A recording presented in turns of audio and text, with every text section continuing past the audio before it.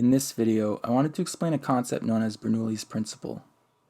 Imagine you have a tube that starts with cross-sectional area A1 and tapers to a smaller cross-sectional area A2. In addition, the height of the tube inlet, which we can call Y1, is lower than the tube outlet, which we can call Y2. Suppose that you are interested in the pressures at point 1 and point 2 if a fluid flows laminarly through the tube. We can call these pressures P1 and P2. We know that if this was a static fluid, we could use the hydrostatic pressure formula to determine that the pressure difference is equal to the density of the fluid multiplied by the acceleration due to gravity multiplied by the difference in height between y1 and y2. However, that won't work for this example because this is a dynamic fluid. Here, the fluid moves with velocity v1 at point 1 and velocity v2 at point 2.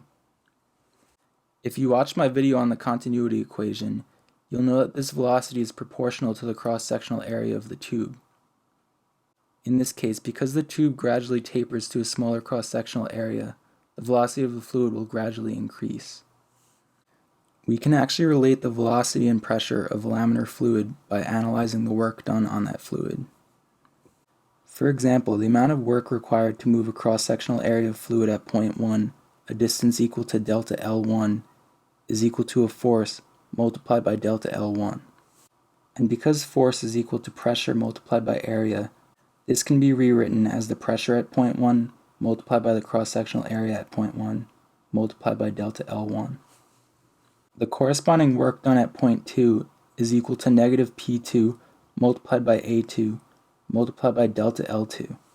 This work is negative because the force at point 2 pushes in the opposite direction of the fluid flow. In addition, we know that delta L2 is larger than delta L1 because the same volume of fluid is moving through a smaller cross-sectional area. In addition, since the fluid changes elevation as it flows, work is also done by gravity.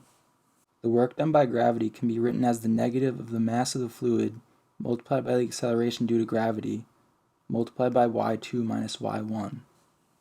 The mass here represents the mass of fluid equal to the cross-sectional area multiplied by the length of travel. And this value is negative because the fluid travels against the force of gravity. The net work is then simply the sum of these three values, which results in the following equation. And because the net work on a system is equal to the change in kinetic energy, the following equation is also true. Because we know that mass is equal to density multiplied by volume, we can use this to simplify the equation. Here, the mass is equal to the density of the fluid multiplied by A1 multiplied by delta L1. Additionally, we know that this is equivalent to the density of the fluid multiplied by A2 multiplied by delta L2. I won't show all of the steps here, but by substituting in these terms and then dividing both sides of the equation by volume, we can obtain the following equation. Finally, we can rearrange this equation to obtain what's known as Bernoulli's equation. You can see here that we have related the pressure, velocity, and elevation of 2 points in a fluid. Looking at Bernoulli's equation, we can see that if pressure increases, velocity will need to decrease to maintain a constant value. This concept is known as Bernoulli's principle. Looking back at the diagram, this makes sense because a lower pressure at P2 causes the fluid to accelerate as it moves from P1 to P2.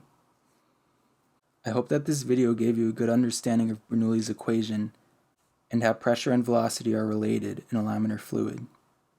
In my next video, I'll go over an example problem involving Bernoulli's equation and some of the other fluids equations that I've covered. If you still have any questions on this video, feel free to comment below and I'll do my best to answer them. If you found this video helpful, please give it a like and consider subscribing to the channel for more fast physics videos. Thanks for watching.